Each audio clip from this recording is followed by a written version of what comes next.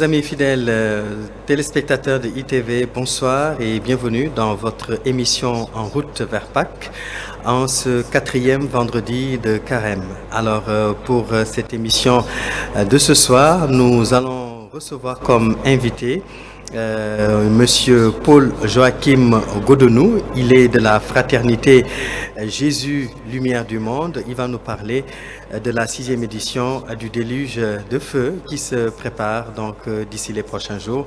Paul, bonsoir et bienvenue dans En route vers Pâques. Bonsoir Clément, merci beaucoup pour l'invitation. Alors Paul, nous célébrons aujourd'hui le 4e dimanche, le 4e vendredi de Carême. Oui. Comment se déroule le Carême?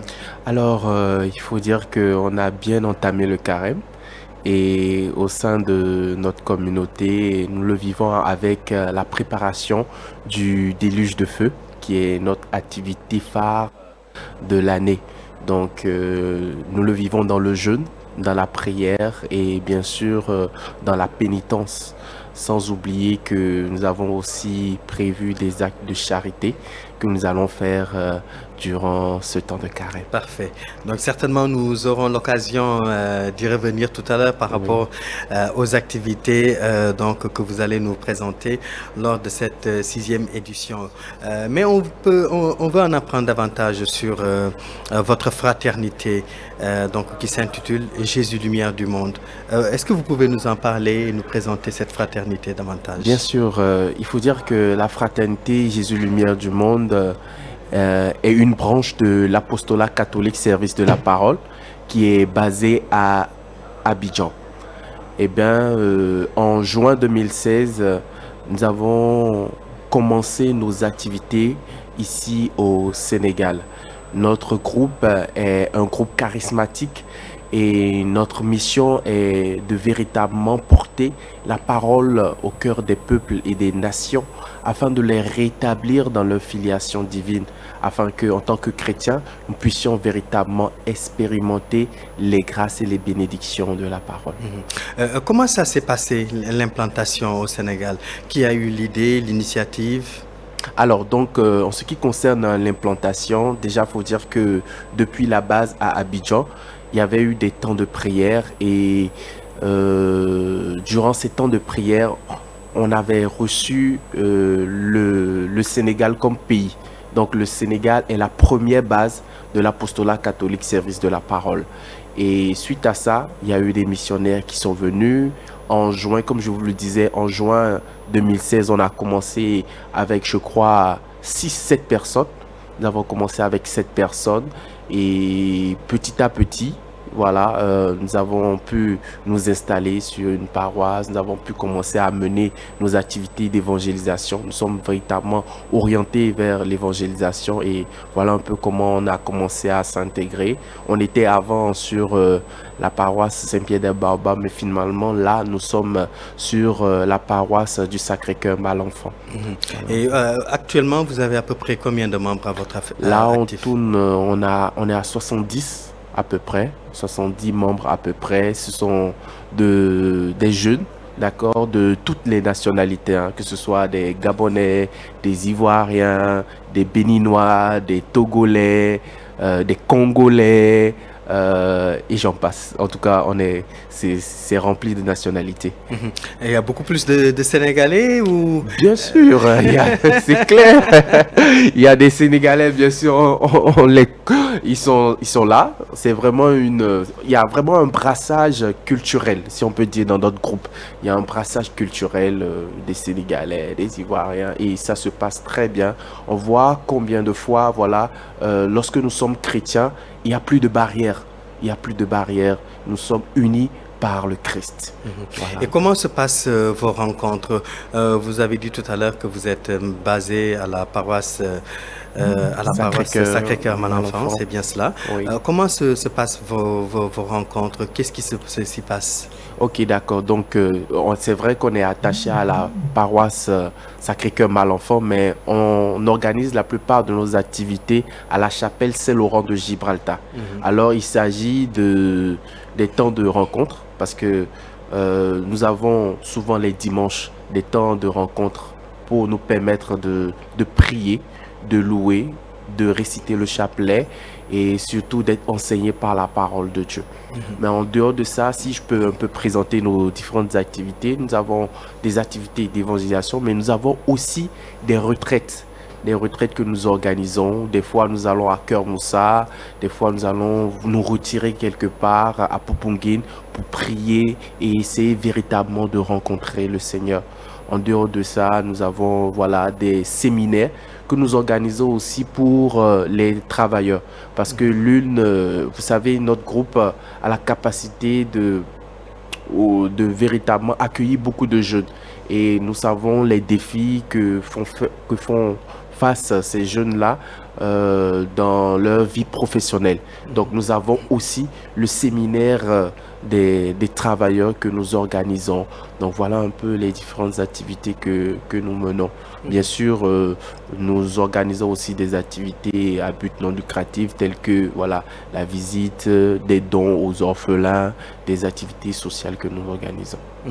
Alors tout à l'heure, vous avez parlé des travailleurs que vous accompagnez à travers des formations. Mais aujourd'hui, si nous prenons le cas du Sénégal, le taux de chômage est important, surtout chez les jeunes. Est-ce que vous pensez à cela, à des séances de formation ou bien de coaching pour permettre justement à ces jeunes qui sont en quête d'emploi de trouver quelque chose? Bien sûr, c'est pas que orienté vers les travailleurs, c'est ouvert à tout le monde. Vous voyez, et nous prônons même l'entrepreneuriat aujourd'hui qui est vraiment l'un des axes de développement. Et pour réduire véritablement le chômage, nous enseignons les vérités de la parole de Dieu, mais nous organisons aussi des sessions de formation pour pouvoir accompagner toute cette jeunesse. Que tu sois chômeur, que tu sois travailleur, tu es la bienvenue à nos temps. Alors aujourd'hui, beaucoup de téléspectateurs nous regardent et certainement il y en a qui sont intéressés, qui veulent être membres de cette communauté.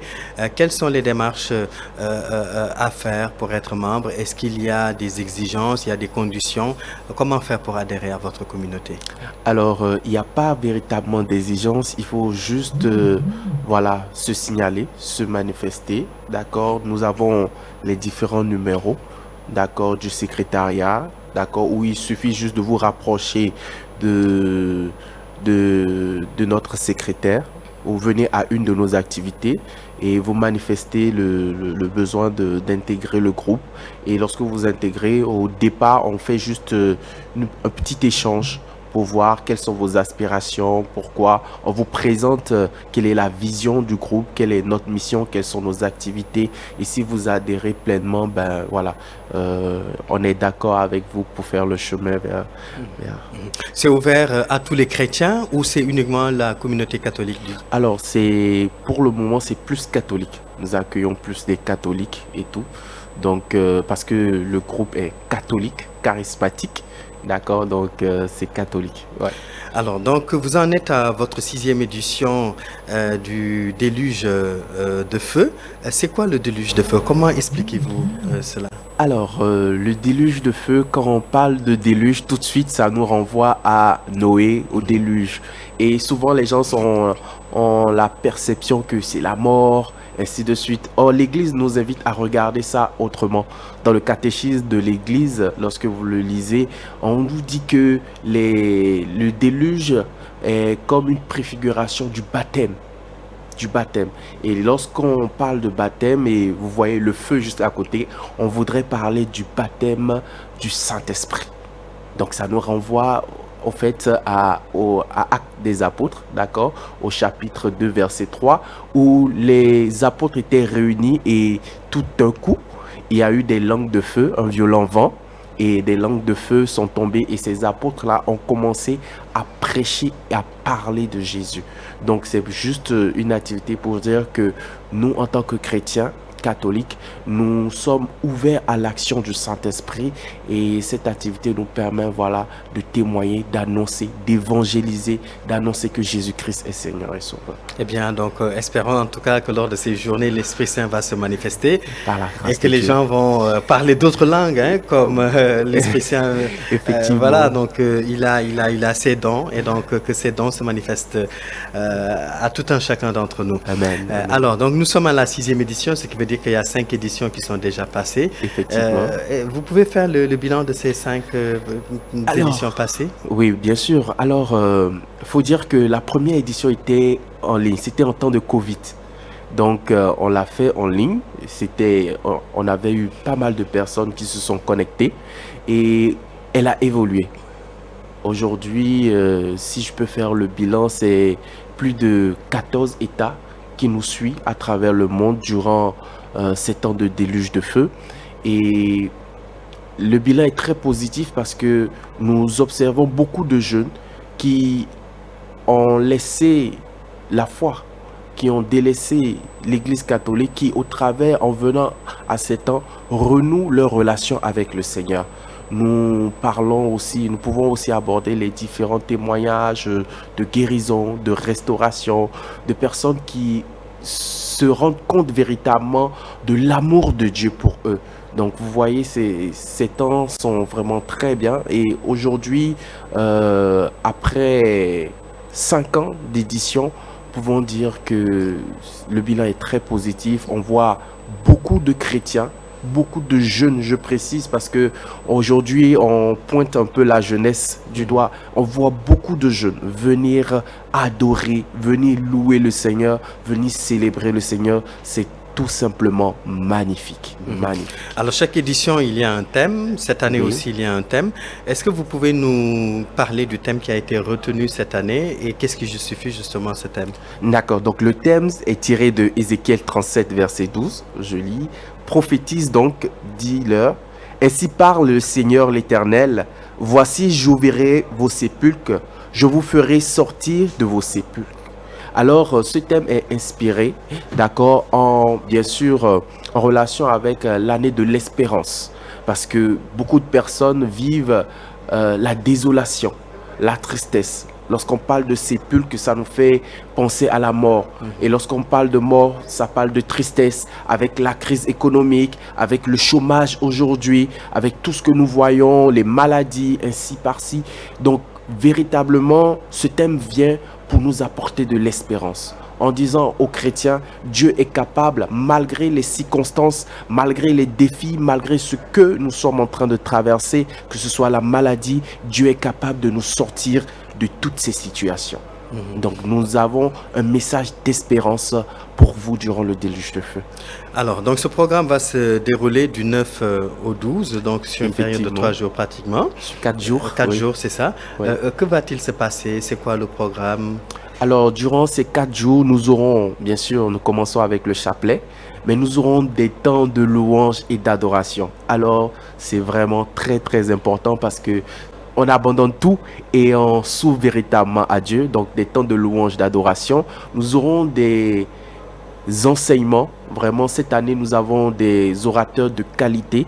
D'accord, nous avons ici l'abbé Jean-Laurent Dour qui est vicaire de la paroisse Sacré-Cœur. Nous avons des hommes de Dieu qui viennent de la Côte d'Ivoire. Nous avons le modérateur Chris Roland Ouattara qui d'habitude est là. Mais notre invité surprise, c'est le serviteur général Marcel Blé qui sera avec nous, qui est fondateur de la communauté SCE, Communauté catholique d'évangélisation, qui sera avec nous pour la première fois à Dakar. C'est sa première fois, donc c'est notre invité surprise, c'est notre invité.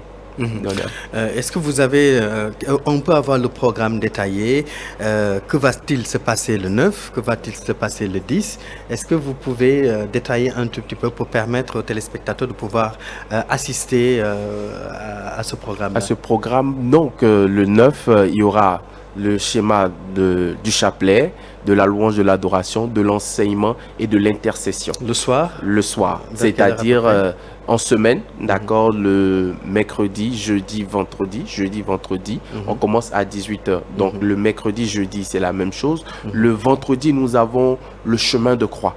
Donc ceux qui veulent peuvent venir directement à la chapelle Saint-Laurent à 18h. Nous aurons le chemin de croix. Donc après le chemin de croix, nous aurons l'enseignement suivi de l'intercession. Mais par contre, le samedi, nous commençons plus tôt, nous commençons précisément à 15h. Et là, nous aurons 2 enseignements, mais nous aurons aussi des prestations. Donc, on va véritablement louer, véritablement célébrer le Seigneur. Et on terminera par un grand temps d'effusion du Saint-Esprit. Un grand temps le samedi soir. Merci. Voilà. Donc tout le monde est invité donc à cette 6e édition du déluge de feu organisée par la Fraternité Jésus Lumière du Monde. Paul Joachim, vous êtes notre invité. Un dernier mot, une invitation, voilà. Oui, un dernier mot, je dirais, venez voir ce que Dieu a fait, ce que Dieu va faire. Je vous invite vraiment à venir, à faire un tour, aussi à inviter, à aller sur nos pages Facebook, nos pages WhatsApp. Vous pouvez aller, vous pouvez consulter et vous pouvez même voir les éditions passées. Je vous assure tout, c'est très enrichissant. Alors je vous invite massivement à venir à ce glorieux temps, à ce temps de puissance. Je crois que le Seigneur va vous visiter. Alors soyez là nombreux et que Dieu vous bénisse. Merci beaucoup. Amen. Paul Joachim Godonou qui était notre invité dans cette émission spéciale En route vers Pâques en ce vendredi où nous célébrons le 4e vendredi de Carême. Donc vous êtes tous invités à la 6e édition de Déluge de feu qui va avoir lieu du 9 au 12 avril. Ce sera des moments de prière, des moments de louange, des moments d'enseignement, d'adoration et d'intercession. Merci à vous, chers amis, d'avoir suivi cette émission. Nous vous donnons rendez-vous vendredi prochain pour un autre numéro de En route vers Pâques. D'ici là, demeurez bénis dans la paix et dans la joie du Christ.